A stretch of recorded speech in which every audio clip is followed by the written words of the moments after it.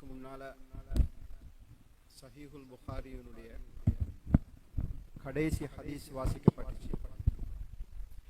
ஹத்முல் புகாரின்னு சொல்றது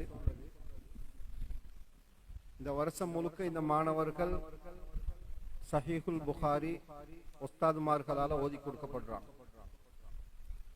உஸ்தாதுமார்கள் வருஷம் முழுக்க இந்த கிதாபினுடைய ஒவ்வொரு ஹதீஸுகளையும் தேவையான விளக்கங்களோட முழு வருஷமும் பாடம் நடத்தப்பட்டு கடைசியாக ஒரு ஹதீஸை வச்சு இந்த மஜ்லிஸ்ல அந்த ஹதீஸை வாசிச்சு அது சம்பந்தமான சில விளக்கங்கள் சொல்லப்படுது.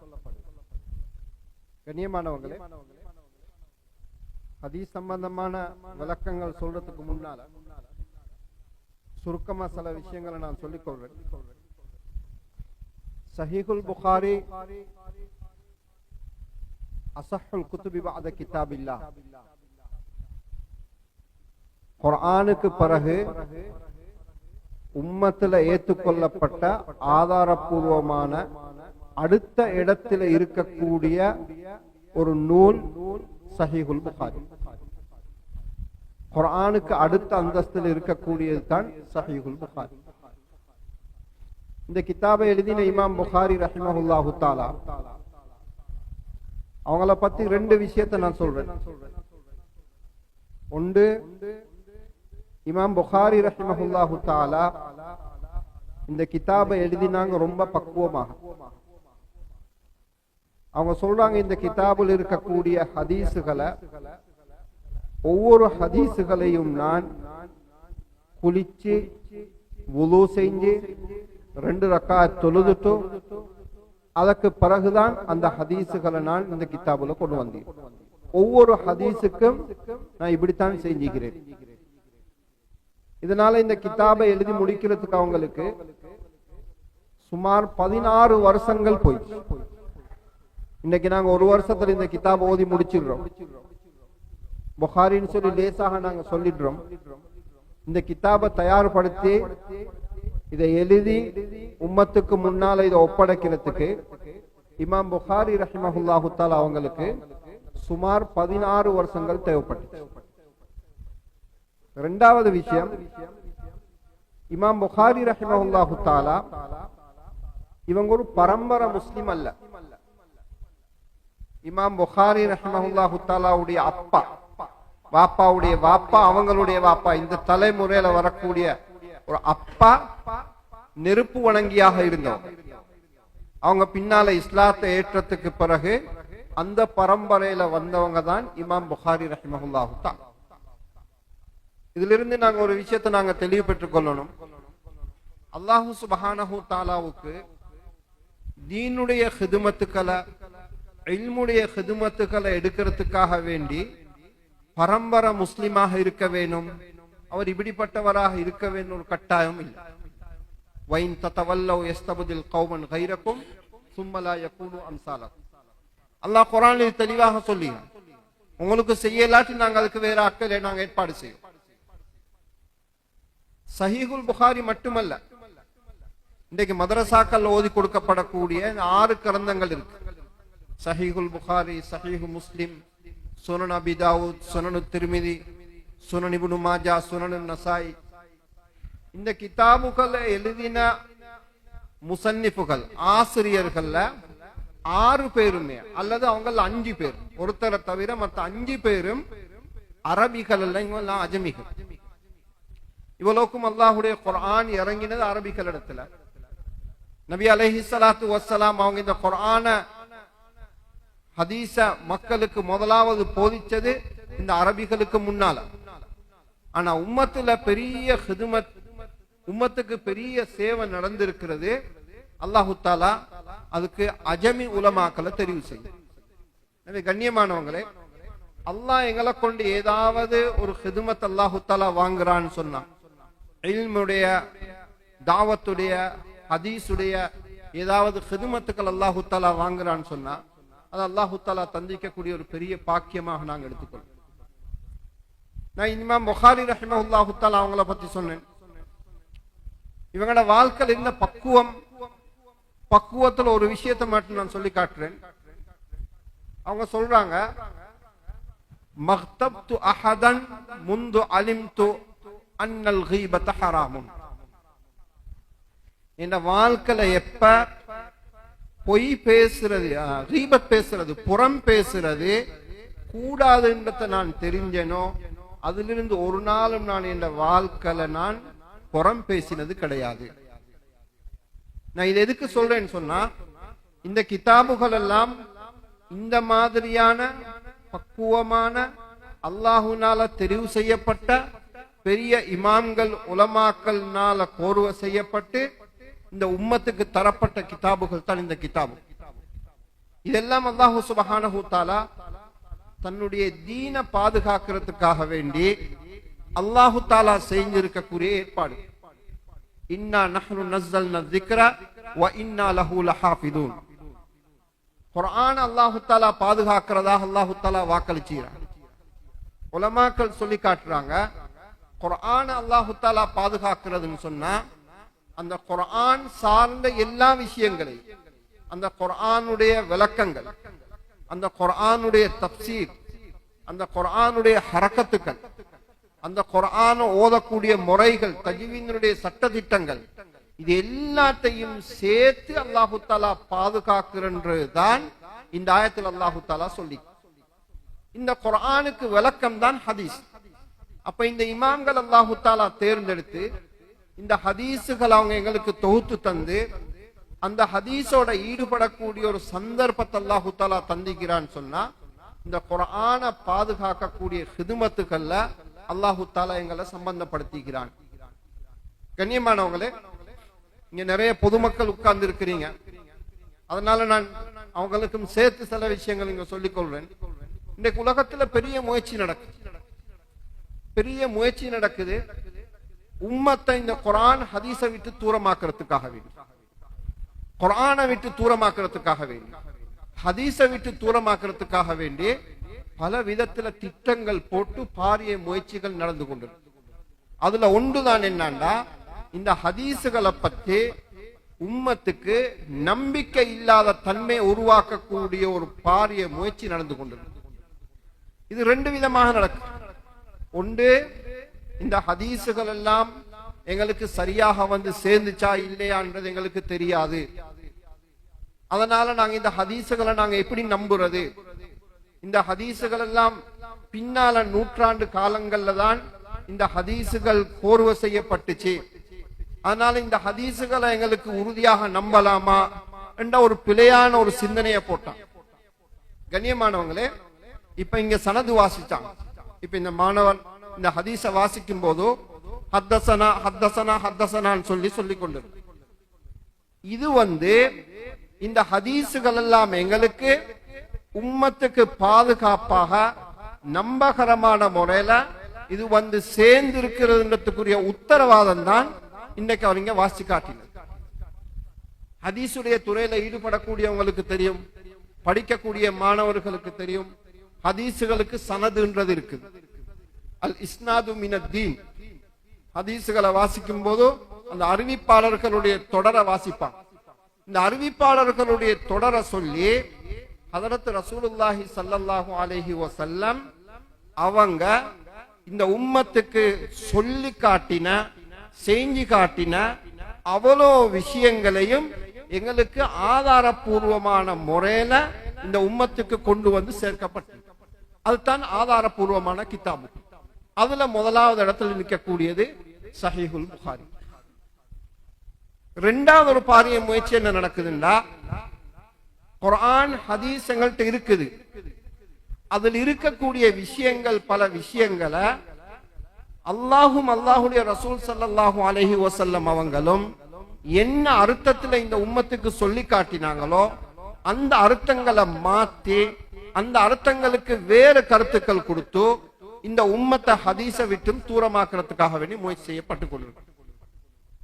இமாம் புகாரி ரஹ்மஹுல்லாஹு தஆலா இன்றைக்கு முதலாவது அவங்க அமைச்சிக்கக்கூடிய பாபும் இந்த மாதிரியான ஒரு பிழையான கருத்துக்கு மறுப்பு தெரிவிக்கிறது தான் அவங்க பாபம் வச்சுக்கிறாங்க. இமாம் புகாரி ரஹ்மஹுல்லாஹு தஆலா இன்றைக்கு அமைச்சிக்கக்கூடிய பாபு, நாளை கியாமத்துடைய நாளையில மனிதர்களுடைய அமல்களை நிறுக்கப்படுறதுக்காக வேண்டி அல்லாஹு தஆலா அங்க ஒரு தராசு ஏற்பாடு செஞ்சுகிறான். அந்த தராசுல அமல்களை போட்டு நிறுக்கப்படும். இது குர்ஆன் எங்களுக்கு சொல்லிக்கக்கூடிய விஷயம், ஹதீசுகள் எங்களுக்கு தெளிவாக வந்திருக்கக்கூடிய விஷயம். வனதஉல் மவாசீனல் கிஸ்த லியௌமில் கியாமா. இப்ப வாசி காட்டினாங்க அந்த ஆயத்து குர்ஆன்ல அல்லாஹ் தஆலா சொல்லிக்கிறது, நாளைக்கு கியாமத்துடைய நாளில நாங்க எல்லாருடைய அமல்களையும் தராசுகள்ல நிறுப்போம்ன்றத அல்லாஹ் தஆலா சொல்லிக்கிறார். இன்னைக்கு உம்மத்துல பாரிய ஒரு முயற்சி, நான் சொன்னேனே ஹதீஸை விட்டு தூரமாக்குறதுக்காக வேண்டிண்டு இந்த ஹதீசுகளுக்கெல்லாம் இந்த ஆயத்துகளுக்கெல்லாம் பிழையான விளக்கங்கள் இன்றைக்கு கொடுக்க ஆரம்பிச்சுட்டாங்க. விரும்பினவங்க எல்லாம் விளக்கம் சொல்லக்கூடிய நிலைமை. வெறுமனே ஒரு மனுஷன் அரபியை தெரிஞ்சுக்கிறதுனால குர்ஆனுக்கு ஹதீஸுக்கு விளக்கம் சொல்றதுக்கு இயலாது. குர்ஆனுக்குரிய விளக்கம் ஹதீஸுக்குரிய விளக்கம் அதற்கு தகுதியானவர்களால் அது கொடுக்கப்பட வேண்டும். அதற்கு தகுதியானவர்களால் அந்த விளக்கங்கள் கொடுக்கப்படக்கூடிய நேரத்துல தான் அந்த விளக்கங்கள் ஏற்றுக்கொள்ளப்படக்கூடிய விளக்கமாக இருக்கும். இப்ப என்ன விளக்கம் சொல்ல ஆரம்பிச்சாங்க? இமாம் புகாரி ரஹிமஹுல்லாஹு தஆலா இங்க பாப் அமைச்சுகிறது என்னன்னா, ஹிஜ்ரி 2வது நூற்றாண்டுடைய ஆரம்பத்தில் முஅ்தஸிலாக்கள் சொல்லக்கூடிய ஒரு பிரிவு இருந்தாங்க. முஅ்தஸிலாக்கள் சொல்லக்கூடிய ஒரு பிழையான வழி தவறிய சிந்தனையுடைய ஒரு கூட்டம் 2வது நூற்றாண்டினுடைய ஆரம்பத்தில் இருந்தாங்க. இவங்களுடைய வாதம் என்ன இருந்துச்சுன்னா, இவங்களுடைய பல அஹ்லு சுன்னா வல் ஜமாஅ சுன்னத் வல் ஜமாஅத்காரர்களுக்கு மாத்தமான பல அடிப்படைகள் இருந்துச்சு. அதுல ஒன்று என்னன்னா, ஏதாவது ஒரு விஷயம் குர்ஆன்ல ஹதீஸ்ல வந்திருந்தா நாங்க அதை தர்க்க ரீதியாக நாங்க ஆய்வு செய்வோம். எங்கட புத்தியை பயன்படுத்தி நாங்க அதை ஆய்வு செஞ்சு பார்ப்போம். எங்கட புத்திக்கு அது சரியாக படுகுது என்றால் நாங்க அதை ஏற்றுக்கொள்வோம். எப்ப எங்கட புத்திக்கு மாத்தமாக இந்த ஆயத்துக்கள் ஹதீசுகள் எங்களுக்கு விளங்குதோ நாங்க அதுக்கு வேற விளக்கங்கள் கொடுப்போம். நாங்க அதை ஏற்றுக்கொள்ள மாட்டோம். இல்லைன்னா அதுக்கு வேற விளக்கங்கள் கொடுப்போம்ன்ற ஒரு நிலைப்பாட்டுல அவங்களோட காலத்துல வேலை பார்த்தாங்க. அவங்க இருந்தாங்க, முஅ்தஸிலாக்கள் ஒரு கூட்டம் பின்னால காலம் வரையும் இருந்தாங்க. மௌத்தாகிட்டாங்க, போயிட்டாங்க. அவங்களுடைய அந்த தொடர் இல்லாம போயிடுச்சு. ஆனா இன்றைக்கும் அந்த முஅ்தஸிலா சிந்தனையுடையவங்க இன்னைக்கு இருந்து கொண்டு தான் இருக்கிறாங்க. நாயத்துக்கு முஅ்தஸிலாக்கள் என்ன விளக்கம் சொல்றாங்கண்டா, குர்ஆன் அல்லாஹ் தஆலா சொல்றான் தானே அமல்கள் எல்லாம் இருக்கிறேன்னு சொல்லி, அமல்கள் எல்லாம் இருக்கிறேன்டாங்க தராசு கொண்டு வந்து வச்சு அமல் எல்லாத்தையும் அதுல போட்டு நிற்கிறன்றதெல்லாம் ஒன்றும் இல்ல. அமல்களை நிற்கிறதுண்டா என்ன அர்த்தம்னா, நாளைக்கு அல்லாஹு தஆலா எல்லாருக்கும் நீதியான தீர்ப்பு வழங்குவான். நீதிய அல்லாஹு தஆலா நிலைநாட்டுவான். இதுதான் இந்த ஆயத்துகளுக்கு விளக்கம் சொல்லி அவங்க அந்த நேரம் விளக்கம் சொல்ல ஆரம்பிச்சாங்க. இமாம் புகாரி ரஹிமஹுல்லாஹு தஆலா இன்னைக்கு இந்த பாபுல் இந்த பாடத்துல தலைப்பு அமைச்சாங்க என்னன்னா, நீங்க சொல்றது மாதிரி எல்லாம் இந்த ஆயத்துகளுக்குரிய விளக்கம் நாளைக்கு அல்லாஹு தஆலா தராசு ஏற்பாடு செஞ்சு அதுல அமல்களை நிறுக்கப்படும்ன்றதுதான் அஹ்லு சுன்னா வல் ஜமாஅவாகிய எங்கட நம்பிக்கை. இதுதான் ஆதாரபூர்வமான செய்தி. இந்த தான் இமாம் புகாரி ரஹிமஹுல்லாஹு தஆலா இந்த பாடத்துல கொண்டு வந்தீங்க. நான் சொன்னேன் முஅ்தஸிலாக்கள் இருந்தாங்க, போயிட்டாங்க. ஆனா இன்னைக்கும் ஒரு கூட்டம் நாங்க ஹதீசுகள் எல்லாத்தையும் அப்படியே வந்தமாய் நம்புறதுக்கு தேவையில்லை, நாங்க அதை வச்சு பார்ப்போம், எங்கட புத்திக்கு சரியா படுகுது, புத்திக்கு ஏற்றுக்கொள்ளப்படுகுது என்று இருந்தால் நாங்க அதை ஏற்றுக்கொள்வோம். இல்லைன்னா நாங்க அதை மிச்சம் எடுத்துக்கொள்ள தேவை இல்லைன்ற சிந்தனை உடையவங்க இன்றைக்கல்ல, இன்றைக்கு பல நூற்றாண்டுகளுக்கு முன்னாலேயே இந்த மாதிரியான ஒரு சூழல் உருவாக்கிட்டான். இந்தியாவுல இருக்குது, உங்களுக்கு தெரியும், அலிகட் யூனிவர்சிட்டி. அலிகட் யூனிவர்சிட்டியுடைய இஸ்தாபகர் சர் சையத் அஹ்மத் கான், இவர் இந்த சிந்தனையை கொண்டு வந்தார்.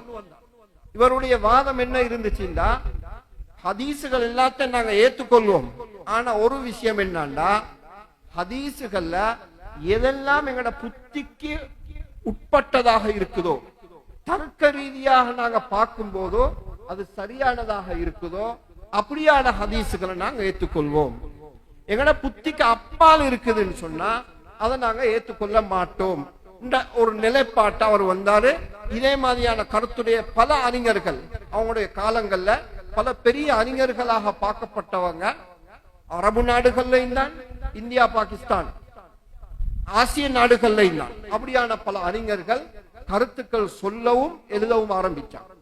இதனால உம்மத்துல பெரிய ஒரு ஹதீசுகளை விளங்குறதுல இருந்து, ஹதீசுகளுக்குரிய இடத்தை கொடுக்கறதிலிருந்து பெரிய ஒரு வீழ்ச்சி ஏற்பட்டுச்சு. கண்ணியமானவங்களே, இந்த சந்தர்ப்பங்கள்ல எல்லாம் எங்கட உலமாக்கள் மைதானுக்கு வந்தான். எங்கட உலமாக்கள் இதை எடுத்து காட்டினான். அன்னைக்கு இமாம் புகாரி ரஹிமஹுல்லாஹு தஆலா அந்த பிழையான சிந்தனைகளுக்கு விளக்கம் எழுதி தன்னுடைய கிதாபுல தனியான ஒரு பாபு அமைச்சு, இந்த பாபுல அந்த பிழையான விளக்கத்துக்கு அவங்க மறுப்பு தெரிவிச்சது மாதிரி இந்த மாதிரி புதிய சிந்தனைகள் வரக்கூடிய நேரத்தில் எல்லாம் எங்கட உலமாக்கள் இதை தெளிவுபடுத்தினாங்க. எப்ப குர்ஆன் ஹதீஸ்ல ஒரு விஷயம் வருகுதோ நாங்க எங்கட புத்தியை வச்சு ஆய்வு செய்யறதுக்கு முடியாது. உலகத்துல மனுஷனுக்கு அறிவு 3 விதத்துல வாரத்துக்கு. ஒன்று அவனுடைய புலன்களால, கண்ணால பார்த்து, காதால கேட்டு, அவனுடைய புலன்களால் அவனுக்கு கிடைக்கக்கூடிய அறிவு. இரண்டாவது ஒன்று இருக்குது, அவனுடைய அனுபவத்தினால் அவனுக்கு கிடைக்கக்கூடிய அறிவு. இது சாதாரணமாக இன்றைக்கு நாங்க எல்லா துறையிலும் நாங்க பார்க்கக்கூடிய ஒன்று. மூன்றாவது ஒரு அறிவு இருக்குது, இது முஸ்லிம்களோட சம்பந்தப்பட்டது. அது என்னன்னா இந்த ரெண்டுக்கும் அப்பால வஹீயுடைய அறிவு. அல்லாஹும் அல்லாஹுடைய ரசூல் ஸல்லல்லாஹு அலைஹி வஸல்லம் அவங்களும் சொல்லி தந்த விஷயங்கள். அவங்க சொல்லி தந்த விஷயங்கள்ல மனுஷன் தன்னுடைய புத்தியை பாவிச்சு எதுவும் செய்யறதுக்கு முடியாது. புத்தியை பாவிச்சன்னு சொன்னா இன்றைக்கு நாங்க எத்தனையோ ஹதீசுகளை நாங்க மறுக்க வேண்டிய. ஒரு உதாரணம், ரசூலுல்லாஹி ஸல்லல்லாஹு அலைஹி வஸல்லம் அவங்க தண்ணி உள்ளுக்கு கைய போடுறாங்க. சின்ன பாத்திரம் இருக்கிறவங்களுக்கு உது செய்யறதுக்கு தண்ணி போதாது, தண்ணி உள்ளுக்கு கைய போடுறாங்க. நபி அவங்களுடைய இந்த விரல் இடையில இருந்து தண்ணி ஊத்து எடுத்து கொண்டு இருக்குது. சுமார் 60 பேர் 70 பேர் அந்த தண்ணியில உது செய்யறாங்க. இதங்கட புத்திக்கு படாது. விரலை வெட்டினா ரத்தம் வரும். சின்ன ஒரு பாத்திரத்துல தண்ணியில 70 பேர் உது செய்யறா. இதுல இருந்து சஹாபாக்கள் சொல்றாங்க, ரஅய்துல் மாஅ யம்பஉ மின் பைனி அஸாபிஹி, விரல்களுக்கு இடையால தண்ணி வந்து கொண்டிருக்கிறத நாங்க பார்த்தோம். ஊத்தெடுத்து கொண்டிருந்துச்சு தண்ணி. இது புத்திக்கு படாது. ஒரு இரவுல, மிஅராஜுடைய ஒரு இரவுல 7 வானங்களை தாண்டி அல்லாஹ்வை போய் சந்திச்சிட்டு காலையில சுபஹுடைய நேரத்துல நபி அலைஹிஸ்ஸலாத்து வஸ்ஸலாம் வந்துட்டாங்க. இது எப்படி இது சாத்தியமாகும்? இது எங்கட புத்தி ஏற்றுக்கொள்ளுமாண்டா? எங்கட புத்தி ஏற்றுக்கொள்ளாது. இங்கதான் குர்ஆன் சொல்லுது, அல்லதீன யுமினூன பில் கைப். மூமின்கள் சொல்லிட்டா அவங்க அதெல்லாம் பார்க்கிறதுக்கு இயலாது. எப்ப ஆதாரபூர்வமாக குர்ஆன் சுன்னால் எங்களுக்கு ஏதாவது ஒன்று கிடைக்குதோ அதுல எங்கட புத்தியை நாங்க பாவிக்கிறதுக்கு முடியாது. ஹதரத் அலி ரலியல்லாஹு தஆலா அதனால தான் சொன்னாங்க, லவ் கான தீனு பிர் ரஅய் லகான அஸ்ஃபலுல் குஃபி அவுலா மின் அஅலாஹு. உங்களுக்கு தெரியும், எங்கட நாட்டுல அது பாவனையில குறைவு இருக்குது. வெளிநாடுகள்ல கடுமையான குளிர்காலத்துல தோலால சொக்ஸ் போடுவான். தோலால சொக்ஸ் போடுவான். அந்த சொக்ஸ் போட்டன்னு சொன்ன அந்த தோலால போடக்கூடிய அந்த சொக்ஸ் இருக்குது, அதுக்கு மோசான்னு சொல்லுவாங்க உருதுல, காலுரை. அது போட்டன்னு சொன்னா கால் கழுவாம அதுக்கு மேலால மசில் செய்யறதுக்கு அனுமதி இருக்கு. பிரயாணத்துல இருந்தாங்கன்னா 3 நாளைக்கு, ஊர்ல இருந்தாங்கன்னா 1 நாளைக்கு அது செய்யறதுக்கு அனுமதி இருக்கு. மசலா என்ன சொல்லுதுண்டா, அந்த மோசாவுக்கு மேலால அந்த காலுரைக்கு மேலால மசில் செய்யும் போது மேல் பக்கத்தை மசில் செய்யணுமே தவிர கீழ் பக்கத்தை அல்ல. அதனால அலி ரலியல்லாஹு தஆலா என்ன சொல்லி காட்டுறாங்கண்டா, மனுஷன் புத்திய வச்சு தீன பாக்குறதாக இருந்தால் இந்த மோசால காலுரையில எங்க மசில் செய்ய சொல்லிக்க வேணும்? கீழே தடவுங்கன்னு சொல்லியிருக்கேன். கீழே தான் ஊத்தப்படுது. கால் வச்சு நடக்கக்கூடிய பகுதி கீழ் பகுதி. ஆனா ஹதீஸ் சொல்லுது, நீங்க மேலால தான் மசில் செய்ய வேண்டும், மேலால தடாவுறது தான் கடமை. அதனால அலி ரலியல்லாஹு தஆலா இதைத்தான் சொல்லி காட்டு. எனவே கண்ணியமானவங்களே, இன்றைய பாடத்துல நாங்க எடுக்க வேண்டிய ஒரு முக்கியமான பாடம். இமாம் புகாரி ரஹ்மஹுல்லாஹு தஆலா இந்த பாடத்தை கொண்டு வந்திருக்கிறதே இதை நிரூபிக்கிறதுக்கு தான். மார்க்க விஷயங்கள்ல சில விஷயங்கள் புத்திக்கு படும், புத்தியை வச்சு நாங்க ஆய்வு செஞ்சு கொள்ளலாம். ஆனா மார்க்க விஷயம் எல்லாத்தையும் மனுஷன் தன்னுடைய புத்தியை வச்சு ஆய்வு செய்ய போனால் அவன் எவ்வளவு விஷயங்களை மறுக்க வேண்டிய ஆகிடும், அவன் இஸ்லாத்தை விட்டு தூரமாக வேண்டிய நிலைமை வந்து. அதனால எந்தெந்த விஷயங்கள் ஆதாரபூர்வமாக எங்களுக்கு வருகுதோ அதை நாங்க ஏற்றுக்கொள்வோம். அதுதான் ஒரு மூமியினுடைய தன்மை. இப்ப இமாம் புகாரி ரஹ்மஹுல்லாஹு தஆலா இந்த பாடத்துல முதலாவது கொண்டு வந்தீராங்க வனல்லாஹுல் மவாசீன் அல் கிஸ்த லியௌமில் கியாமா. கியாமத்துடைய நாளில் அல்லாஹு தஆலா இந்த தராசுகளை ஏற்படுத்துவான். நாளைக்கு அல்லாஹு தஆலா நீதியை நிலைநாட்டுறதுக்காக வேண்டி தராசுகளை ஏற்படுத்துவான். மேலும் மக்களுடைய அமல்கள் எல்லாம் நிறுக்கப்படும். வஅன்ன அமால பனி ஆதம வகௌலஹும் யூஸனு, மக்களுடைய அமல்கள் எல்லாம் நிறுக்கப்படும். இப்ப உலமாக்கள் கடையில ஒரு இख्तिलाफ இருக்குது. அதாவது எல்லா உலமாக்களும் அஹ்லுஸ் சுன்னா வல் ஜமாஅ எல்லா உலமாக்களும் சொல்றாங்க நாளைக்கு கியாமத்துடைய நாளையில மனிதர்களுடைய அமல்களை தராசுல நிறுக்கப்படும். இப்ப அங்க சின்ன ஒரு இख्तिलाफ இருக்குது. ஒரு தராசுல நிறுக்கப்படுமா அல்லது ஒவ்வொருத்தருக்கும் ஒவ்வொரு தராசு இருக்குமா அல்லது ஒவ்வொரு அமலுக்கு ஒவ்வொரு தராசு இருக்குமா? இப்ப அதுல கருத்து வேற்றுமை இருக்கு. சில உலமாக்கள் சொல்றாங்க இல்ல ஒரே ஒரு தராசி தான், அது உலகத்தை விடவும் பிரமாண்டமான தராசியா இருக்கும், அதுலதான் எல்லா மக்களுடைய அமல்களும் நிறுக்கப்படும். இமாம் ஃபஹ்ருத்தீன் ராசி போன்றவங்க சொல்றாங்க இல்ல தராசுகள் பலவிதமானதாக இருக்கும், பல தராசுகள் இருக்கும், ஒவ்வொரு ஆளுக்கு ஒரு தராசு வீதம் இருக்கும். அல்லது இன்னொரு கருத்தின்படிக்கு ஒவ்வொரு அமலுக்கு ஒரு தராசு வீதம் இருக்கும். எப்படியோ தராசுல நிறுக்கப்படும்ன்றது மூமினுடைய நம்பிக்கை. இமாம் புகாரி அலைஹி ரஹ்மா இந்த பாடத்துல அதைத்தான் இங்க முதலாவது கொண்டு வந்திரான். இரண்டாவது விஷயம், இமாம் புகாரி ரஹ்மஹுல்லாஹு தஆலா சொல்றாங்க மக்களுடைய அமல்கள் நிறுக்கப்படும். இங்கே எங்கட உலமாக்களிடத்துல மூன்று விதமான கருத்துக்கள் இருக்குது. அமல்கள் நிறுக்கப்பட்டா என்ன? ஒரு சாரார் என்ன சொல்றாங்கண்டா அமல்கள் நிறுக்கப்படுறதுண்டா அமல்கள் எல்லாம் எழுதப்பட்ட அவருடைய ஏடுகள் பட்டோலைகள் அதுல வச்சு நிறுக்கப்படும். ஹதரத் இப்னு உமர் ரலியல்லாஹு அன்ஹு, இமாமுல் ஹரமைன், ஃபஹ்ருத்தீன் ராசி போன்ற இந்த பல உலமாக்களுடைய கருத்து அமல்களுடைய ஏடுகள் நிறுக்கப்படும். இரண்டாவது கருத்து இருக்குது அமல்களுடைய ஏடுகள் அல்ல, அமல் செஞ்சவங்க நிறுக்கப்படுவாங்க. அஸ்ஹாபுல் அமால், இந்த அமல்கள்ல செஞ்சவங்க நிறுக்கப்படுவாங்க. மூணாவது ஒரு கருத்து இருக்குது இல்ல இந்த அமல்களையே நிறுக்கப்படும். இமாம் ஹதரத் இப்னு அப்பாஸ் ரலியல்லாஹு அன்ஹு, இமாம் புகாரி ரஹிமஹுல்லாஹு தஆலா, இமாம் புகாரியுடைய இந்த கிதாபுக்கு விரிவுரை எழுதின முக்கியமான ஒரு பெரிய ஆலிம் ஹாஃபித் இப்னு ஹஜர் அஸ்கலானி போன்ற பல உலமாக்களுடைய கருத்து இல்ல இந்த அமல்களை தான் நிறுக்கப்படும். அப்ப அப்படின்னா இங்க ஒரு சந்தேகம் வருகிறது, அமல்களை நிறுக்கிறன்னா அமல்களை எப்படி நிறுக்கிறது? ஒரு தராசுல வச்சு நிறுக்கிற சாமான் ஒரு சடப்பொருளாக இருக்க வேண்டும், அதை தூக்கி வைக்கலுமா இருக்க வேண்டும். இந்த அமல் எல்லாத்தையும் எப்படி தூக்கி வைக்கிறது? அது உலமாக்கள் பல விளக்கங்கள் சொல்லிறாங்க. அதுல ஒன்று, நாளை கியாமத்துடைய நாளில் அல்லாஹு சுப்ஹானஹு தஆலா இந்த அமல்களுக்கெல்லாம் ஒரு தோற்றத்தை கொடுப்பான். நோம்புக்கு ஒரு தோற்றம், ஓதின குர்ஆனுக்கு ஒரு தோற்றம், தொழுகைக்கு ஒரு தோற்றம், இப்படி ஒவ்வொன்றுக்கும் ஒவ்வொரு விதமான தோற்றத்தை அல்லாஹு தஆலா கொடுத்து இப்ப அந்த தோற்றங்களை அந்த ஜசதுகளை எடுத்து தராசுல வைக்கப்படும். இன்னும் சில உலமாக்கள் சொல்றாங்க இது நாங்க இத பத்தி பேசுறதுக்கே தேவையில்லை.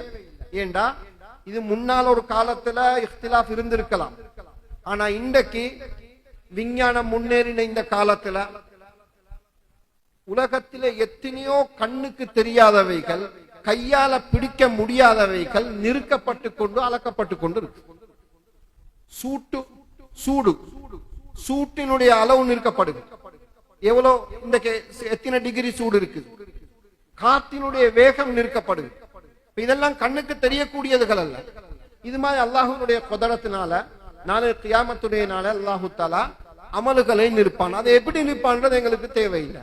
ஆனா மூமியினுடைய நம்பிக்கை நாளைக்கு அமல்களையோ அமல்களுடைய ஏடுகளையோ அல்லது அமல்கள் செய்தவர்களோ ஏதோ ஒரு வகையில நாளை கியாமத்துடைய நாளில அமல்கள் நிறுக்கப்படும்ன்றது ஒரு மூமினுடைய நம்பிக்கை. அடுத்த விஷயம் சொல்றாங்க, வகால முஜாஹிதுன் அல் குஸ்தாஸ் அல் அதுல் பில் ரூமியா. இங்க ஒரு வார்த்தை இமாம் புகாரி ரஹ்மஹுல்லாஹு தஆலா சொல்றாங்க. குஸ்தாஸ் என்ற வார்த்தை குர்ஆன்ல வந்து வஸினு பில் குஸ்தாஸில் முஸ்தகீம். குஸ்தாஸ் என்ற வார்த்தை இது அரபி வார்த்தை அல்ல, இது ரூமி வார்த்தை, ரோம் பாசையினுடைய ஒரு வார்த்தைன்னு சொல்றாங்க. இங்க எங்கட உலமாக்கள் இன்னொரு விஷயத்தை பத்தி பேசுகிறாங்க. குர்ஆனை பத்தி அல்லாஹ் தஆலா சொல்லும் போது பிலிசானின் அரபியும் முபீன், தெளிவான அரபு பாசையில தான் அல்லாஹ் தஆலா இந்த குர்ஆனை ஆக்கி வச்சீங்கன்னு சொல்லிக்கிறான். அப்ப அப்படின்னா இங்க ரோம் பாசை ஒன்று குர்ஆன்ல இருக்குதா? இப்ப எங்கட உலமாக்கள் இடத்துல ரெண்டு விதமான கருத்துக்கள் வருகிறது. குர்ஆன்ல அரபி அல்லாத வேற பாசையுடைய வார்த்தைகளும் குர்ஆன்ல இருக்குதா? இமாம் ஷாஃபி, அபு உபைத், பாக்கில்லானி, இப்னு ஃபாரிஸ் போன்ற பல உலமாக்கள் சொல்றாங்க குர்ஆன்ல அரபி அல்லாத வார்த்தைகள் எதுவும் இல்லை, குர்ஆனுடைய வார்த்தைகள் எல்லாமே அரபி தான். ரெண்டாவது சாரார் என்ன சொல்றாங்கண்டா, இல்ல குர்ஆன்ல சில வார்த்தைகள் அரபி அல்லாத வார்த்தையும் இருக்கு. அரபி அல்லாத ரெண்டொரு வார்த்தைகள் கலந்ததுனால அது அரபி பாசை இல்லைன்னு ஆகின்றது இல்லை. நாங்க தமிழ்ல சொல்றோம் மையத்துட்டு போயிட்டு வாரன்னு சொல்றோம், தமிழ்ல தான் பேசினாரு. ஆனா மையத்துட்டு போயிட்டு வந்தேன்னு சொல்றோம், மையத்துன்றது அரபு வார்த்தை. அதனால அவர் தமிழ் பேச இல்ல, தமிழ்ல வேற பாசை கலந்துருச்சுன்னு சொல்றது இல்லை. அது மாதிரி இன்னும் சில உலமாக்கள் சொல்றாங்க, இல்ல குர்ஆன்ல சில வார்த்தைகள் இருக்குது, அரபி அல்லாத சில வார்த்தைகள் இருக்குது. அந்த வார்த்தைகள் வந்ததுனால குர்ஆன் அரபி அல்லன்றது அர்த்தம் அல்ல. ஆனா அந்த வார்த்தைகள் எப்படியானதுண்டா அரபி பாசல பொலங்கி பொலங்கி பொலங்கி அதுவும் அரபி மாதிரியே ஆகிட்டுது. இமாம் சுபுக்கி, ஹாஃபிஸ் இப்னு ஹஜர் அஸ்கலானி, இமாம் சுயூத்தி ரஹிமஹுல்லாஹு தஆலா போன்றவங்களோட கருத்து குர்ஆன்ல அரபி அல்லாத பாசைகளும் இருக்குது. அபு உபைத் காசிம் இப்னு சல்லாமுடைய கருத்து இதுதான். இமாம் சுபுக்கி ரஹிமஹுல்லாஹு தஆலா 20 சொச்சம் வார்த்தைகள் அவங்க எடுத்து காட்டிறாங்க குர்ஆன்ல அரபி அல்லாத வார்த்தைகளும் இருக்குது. ஆனா இமாம் சுயூத்தி ரஹ்மஹுல்லாஹு தஆலா அவங்களுடைய ஆய்வின் படிக்கு 100க்கும் மேற்பட்ட வார்த்தைகள். இமாம் சுயூத்தியுடைய ஒரு கிதாப் இருக்குது, அல் முஹத்தப் ஃபீமா வகஅ ஃபில் குர்ஆனி மினல் முஅர்ரப். அரபி அல்லாத வார்த்தைகள் குர்ஆன்ல என்னென்ன வந்திருக்குது என்ற ஒரு தலைப்புல அவங்க ஒரு கிதாப் ஒன்று எழுதிறாங்க. அந்த கிதாபுல 100 சொச்சம் வார்த்தைகள் அரபி அல்லாத வார்த்தைகளும் குர்ஆன்ல இருக்குது. இது எங்களுக்கு ஒரு பெரிய செய்தி அல்ல, எப்படியோ அது குர்ஆன்ல அரபி வார்த்தைகள் அரபி அல்லாத வார்த்தைகள் பாவிக்கப்பட்டிருந்தாலும் அது அரபி மாதிரி ஆகிட்ட வார்த்தைகள் குர்ஆன்ல பாவிக்கப்பட்டிருக்கு. ரெண்டு விதமான கருத்துக்களுடைய அடிப்படையிலையும் குர்ஆன் இந்த வார்த்தைகள் இருக்கு. இந்த பாடத்தை நடத்தக்கூடிய உஸ்தாத்மார்களுக்கு தெரியும், இந்த ஹதீஸ்ல இமாம் புகாரியுடைய ஒரு ஹதீஸாக இருந்தாலும் இதுக்கு பல மணி நேரம் விளக்கங்கள் கிதாபுகள் எழுதப்பட்டிருக்கு. எங்களுடைய இந்த மஜ்லிஸ் ஒரு பொது மஜ்லிஸாக இருக்கிறதுனால நேரமும் சுருக்கமாக இருக்கிறதுனால நாங்க சுருக்கமான சில விஷயங்களை மட்டும் நாங்க பார்ப்போம். அதுக்கப்புறம் இமாம் புகாரி ரஹ்மஹுல்லாஹு தஆலா இந்த ஹதீஸ் கொண்டு வராங்க. கடைசியாக அவங்க கொண்டு வந்திருக்கக்கூடிய ஹதீஸ், இந்த ஹதீஸ்ல கலிமத்தானி ஹபீபத்தானி இலர் ரஹ்மான் ஹஃபீஃபத்தானி அலல் லிசான் ஸகீலத்தானி ஃபில் மீசான் சுப்ஹானல்லாஹி வ பிஹம்திஹி சுப்ஹானல்லாஹில் அஸீம். ஹதீஸுடைய அர்த்தம் என்ன? ரெண்டு வார்த்தைகள் இருக்கு, ரெண்டு வசனங்கள். அல்லாஹுக்கு ரொம்ப நெருக்கமானது, நாவுக்கு ரொம்ப லேசானது, மீசான் தராசில ரொம்ப பாரமானது. அது என்னன்னா சுப்ஹானல்லாஹி வ பிஹம்திஹி சுப்ஹானல்லாஹில் அஸீம். நான் ஆரம்பத்துல சொன்னேன், இமாம் புகாரி ரஹ்மஹுல்லாஹு தஆலா இந்த ஹதீஸை எதுக்கு கொண்டு வராங்கன்னா, நாளை கியாமத்துடைய நாளில் மீசான் தராஸ் ஒன்று இருக்குது, அங்க அமல்களை நிறுக்கப்படும். இது ஹதீஸ்ல ஆதாரபூர்வமாக வந்திக்கக்கூடியது என்றதை நிரூபிக்கத்தான் இந்த ஹதீஸ் இங்க கொண்டு வந்தீரான். ஸகீலத்தானி ஃபில் மீசான், அது மீசான் தராசுல கனமானதாக இருக்கும், பாரமானதாக இருக்கும். இந்த ஹதீஸ்ல பாருங்க, ஹபீபத்தானி இலர் ரஹ்மான், இந்த ரெண்டு வார்த்தைகளும் பற்றி சொல்லப்பட்டு அல்லாஹ்வுக்கு ரொம்ப விருப்பமான வார்த்தை. எப்பவும் விளங்கிக் கொள்ளுங்க, ஹதரத் ரசூலுல்லாஹி ஸல்லல்லாஹு அலைஹி வஸல்லம் அவர்களுடைய வாயால எங்களுக்கு சொல்லித் தரக்கூடிய திக்ர், அவங்களோட வாயால எங்களுக்கு சொல்லித் தரக்கூடிய துவாக்கள் இருக்குதானே, அந்த துவாவுக்குரிய அந்தஸ்து, அதுக்குரிய பிரகாசம் ஏனைய துவாக்களுக்கு இல்லை. நாங்க யாரும் அரபுல வேண்டிய துவாக்கள் நாங்க கேட்கறதுக்கு, ஃபர்தான தொழுகை பொருள் நாங்க எங்களோட தேவைகளை சொல்லி நாங்க துவா கேட்கிறோம், பிரச்சனை இல்லை. ஆனா ஃபர்தான தொழுகைக்கு பிறகு எங்களுக்கு ஹதரத் ரசூலுல்லாஹி ஸல்லல்லாஹு அலைஹி வஸல்லம் சில துவாக்களை சொல்லி தந்தீராம். அந்த துவா ஓதுறதுக்கு நாங்களாக கட்டி ஓதக்கூடிய துவாக்களுக்கும் இடையில வித்தியாசம் இருக்கு. இன்னைக்கு எத்தனையோ வகையான திக்ருகள் இருக்குது. திக்ருடைய கிதாபுகள், சலவாத்து கிதாபுகள், இதுல பல பெரியார்கள் ஓதின சலவாத்துக்கள், இன்ன பெரிய மனுஷன் மூத்த மனுஷன் ஓதின துவாக்கள் என்று சொல்லியெல்லாம் நல்ல நல்ல கருத்துக்கள் உள்ள துவாக்கள் சலவாத்துக்கள் இருக்குது. அதை ஓதுறதுக்கு தாராளமாக மார்க்கத்தில் அனுமதி இருக்குது, கூடாம இல்லை. ஆனால் அருமை ரசூலுல்லாஹி ஸல்லல்லாஹு அலைஹி வஸல்லம் அவங்களுடைய வாயிலிருந்து வந்த வார்த்தைகள் இருக்குதானே, அந்த வார்த்தைகளுக்குரிய அந்தஸ்து, அந்த வார்த்தைகளுக்குரிய பிரகாசம் அது வேற யாருடைய வாயிலிருந்து, எவ்வளவு பெரிய மனுஷருடைய வாயிலிருந்து வந்தாலும் அந்த சிறப்பு அதுக்கு. அதனால பொதுவாக எங்களோட வாழ்க்கையில ஒரு பழக்கம் வரணும், எந்த துவாக்களை நபி அலைஹி ஸலாத்து வஸ்ஸலாம் சொல்லி தந்திக்கிறாங்களோ அந்த துவாக்கள், அந்த திக்ருகளுக்கு நாங்க கூடுதலான முக்கியத்துவம் கொடுக்க வேண்டும். உம்மத்துல பொதுவான ஒரு பழக்கம் இருக்குது, ஏதாவது ஒரு சிறப்பை பார்க்கிறார், ஒரு துவாவை பார்க்கிறார், ஒரு திக்ரை பார்க்கிறார், இந்த திக்ரை 1000 முறை ஓதினன்னு சொன்னா இன்ன தேவைகள் நிறைவேறிடும், இன்ன பெரிய மனுஷர் சொல்லிக்கிறார், உடனே அதை அமல் செய்ய ஆரம்பிச்சிடுவார். பிழை இல்ல, தாராளமாக செய்யணும். என்ன நடக்குதுண்டா, அந்த இடத்துல ஓத வேண்டிய சுன்னத்தான நபி அலைஹிஸ்ஸலாத்து வஸ்ஸலாம் அவங்க சொல்லி தந்த துஆக்கள் திக்ருகளை விட்டு போட்டு நாங்க இதை ஓத ஆரம்பிப்போம்டா அது ஒரு சரியான நடத்தை அல்ல. எப்பவும் அல் அத்இயத்துல் மஅசூரா அல்லது அல் அஸ்காருல் மஅசூரான்னு சொல்றது, நபி அலைஹிஸ்ஸலாத்து வஸ்ஸலாமுடைய வாயால சொல்லி தந்த துஆக்கள் திக்ருகள் அதனுடைய பிரகாசமே வேறு. அதை நாங்க பாடமாக்கணும், அதை நாங்க ஓதக்கூடிய பழக்கம் எங்களோட வாழ்க்கையில வரணும். அப்ப இங்க கலிமத்தானி ஹபீபத்தானி இலர் ரஹ்மான் ஹஃபீஃபத்தானி அலல் லிசான், நாவுக்கு மிச்சம் லேசானதுன்னு சொன்னாங்க. சுப்ஹானல்லாஹில் அதீம் சுப்ஹானல்லாஹி வ பிஹம்தி. அல்லாஹ் இந்த உம்மத்துக்கு கொடுத்திருக்கக்கூடிய ஒரு விசேஷமான சிறப்பு தான், சின்ன அமல்களுக்கும் பெரிய கூலி அல்லாஹ் கொடுக்கிறார்.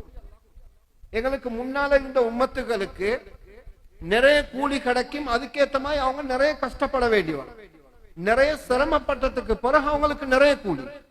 ஆனா உம்மத்தே முஹம்மதியா ஸல்லல்லாஹு அலைஹி வஸல்லம் அலா சாஹிபிஹா, அந்த உம்மத்தே முஹம்மதியாவுக்கு இருக்கக்கூடிய ஒரு விசேஷமான சிறப்பு என்னன்னா, லேசான அமல செஞ்சு நிறைய நன்மை கிடைக்கும். திருமிதியில் ஒரு ரிவாயத்து வருகிறது, நபி அலைஹிஸ்ஸலாத்து வஸ்ஸலாம் ஒரு உதாரணம் சொன்னாங்க. உங்களுக்கும் முன்னால இருந்த உம்மத்துகளுக்கும் உரிய உதாரணம் என்னண்டா, ஒரு மனுஷர் வேலைக்கு வைக்கிறார், கூலிக்கு வைக்கிறார், ஒருத்தர் கூலி வேலை செய்ய சொல்றார். காலையில இருந்து லொஹருடைய நேரம் ஜவாலுடைய நேரம் வரையும் யார் இந்த வேலையை செய்யறாரோ அவருக்கு ஒரு கீராத், ஒரு தீனார் அவருக்கு நான் கூலி கொடுப்பேன். இப்ப யஹூதிய வேலை செய்யறாரு, அவருக்கு ஒரு தீனார் கூலி கொடுக்கப்படும். லொஹர்ல இருந்து அசர் வரையும் யாரு வேலை செய்யறாரோ அவருக்கு ஒரு தீனார். இப்ப ஒரு நசராணி, ஒரு கிறிஸ்துவர் அந்த வேலையை செய்யறார், அவருக்கு ஒரு கூலி கொடுக்கப்படுது, ஒரு கீராத் கொடுக்கப்படுது. அசர்ல இருந்து மகரிபு வரையும் யாரு வேலை செய்கிறாரோ அவருக்கு 2 கீராத்துடைய நன்மை கொடுக்கிறோம், அவருக்கு 2 தீனாருடைய நன்மை கூலி நான் கொடுக்கிறேன்னு சொல்றாங்க. சொல்லி போட்டு சொன்னாங்க, உங்களுக்கு உதாரணம் இதுதான். இந்த உம்மத்துக்கு அல்லாஹு தஆலா கொஞ்ச நேரத்துல செய்யக்கூடிய அமல்களுக்கு நிறைய கூலி. அவங்க காலிலிருந்து லொஹர் வரையும் செஞ்சும் ஒரு கீராத், லொஹரிலிருந்து அசர் வரையும் செஞ்சு ஒரு கீராத், சுமார் 7-8 மணி நேரம் செஞ்சு அவருக்கு கிடைக்கக்கூடிய அந்த கூலி இந்த உம்மத்துக்கு 2 மணி நேரத்துல கிடைச்சு. இது மாதிரி நிறைய அமல்களை எங்களுக்கு நபி அலைஹிஸ்ஸலாத்து வஸ்ஸலாம் சொல்லி தந்தீராங்க. இந்த உம்மத்துக்கு கொஞ்ச வேலையில அல் அமலுல் கலீல் வல் அஜ்ருல் கசீர், கொஞ்ச நேரத்துள்ளுக்கும் நிறைய கூலி. அந்த மாதிரியான ஒரு திக்ர்ல உள்ளதுதான் இந்த ஹதீஸ்ல வந்திருக்கக்கூடிய இந்த திக்ர். அடுத்த இந்த ஹதீஸ்ல சொல்லி இருக்குது பாருங்க, சகீலத்தானி ஃபில் மீசான், மீசான் தராசுல கனமானதாக இருக்கும். இந்த ரெண்டு வார்த்தைகளும் மீசான் தராசுல கனமானதாக இருக்கும். பாருங்க, ஹதீஸ்ல வந்திருக்கக்கூடிய வார்த்தை மீசான் தராசுல கனமானதாக இருக்கும். فمن ثقلت موازينه فهو في عيشة راضية ومن خفت موازينه فأمه هاوية. குர்ஆன்ல அல்லாஹ் தஆலா சொல்லும்போது அமல்களை பத்தி சொல்லும்போது நிறைய அமல்கள் சொல்ல இல்ல, கனமான அமல்கள் செஞ்சவங்க, யாருடைய அமல்கள் கனமானதாக இருக்குதோ பாரமானதாக இருக்குதோ அவங்களுக்கு அல்லாஹ் தஆலா இடத்துல சொர்க்கம். யாருடைய அமல்கள்ல கனம் இல்லாம போயிருச்சோ அவங்களுக்கு நரகம் குர்ஆன்ல அல்லாஹ் தஆலா சொல்லியிருக்கார். அந்த மாதிரியான ஒரு வார்த்தை தான் நீங்க ஹதீஸ்லயும் பாவிச்சிருக்கீங்க. அதாவது நாங்க நிறைய அமல் செய்ய வேணும்ன்றதல்ல, கனமான பாரமான அமல் செய்ய வேணும். எங்கட அமல் கனமானதாக பாரமானதாக எப்படி ஆகும்? உலமாக்கள் சொல்றாங்க ரெண்டு விஷயம் இருக்கவே. நாங்க செய்யக்கூடிய அமல்கள்ல ரெண்டு விஷயம் இருந்தன்னு சொன்னா எங்கட அமல் கனமானதாக பாரமானதாக.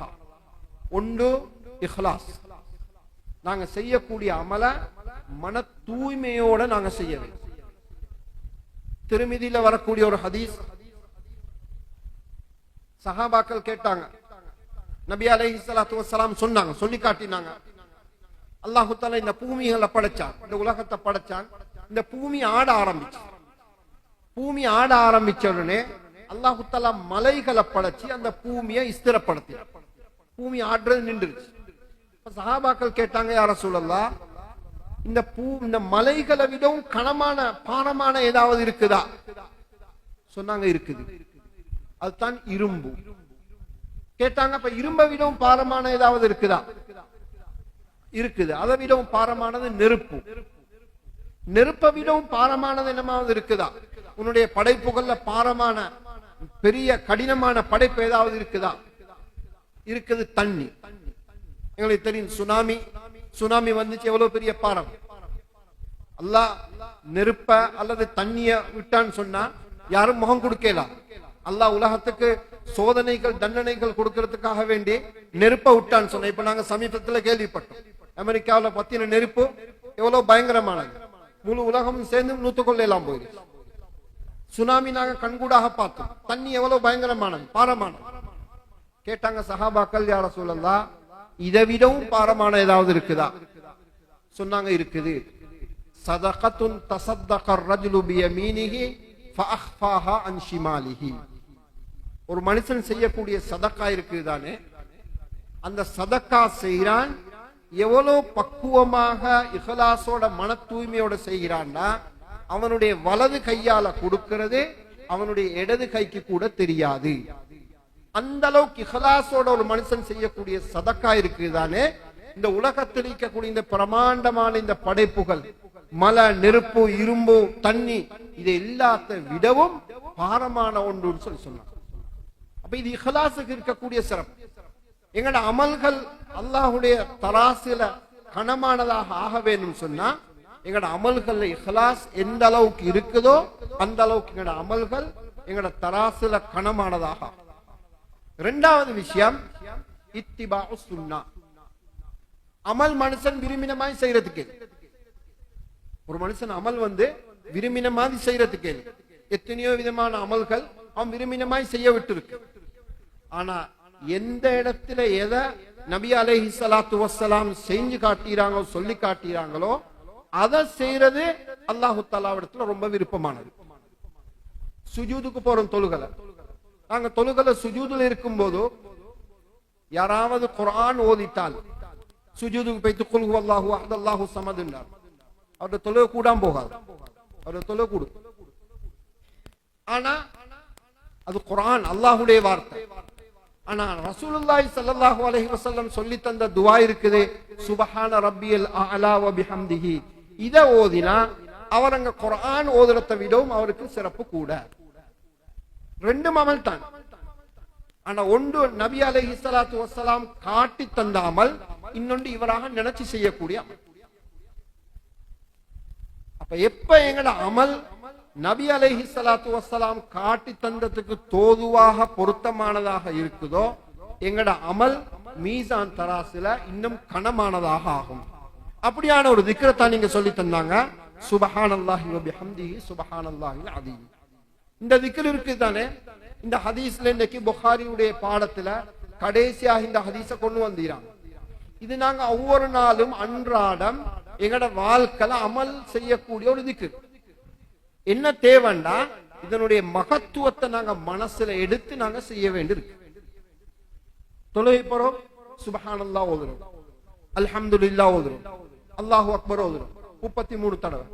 அது லேசான திக்ர் அல்ல, மீசான் தராசுல பெரிய பாரமான திக்ர்.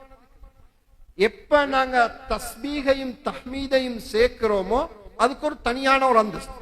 சுபஹானல்லாஹி வ பிஹம்திஹி ரெண்டு வார்த்தையும் சேர்ந்து இருக்குது. அல்லாஹ்வை தஸ்பீஹ் செய்யறது, தஹ்மீத் செய்யறது.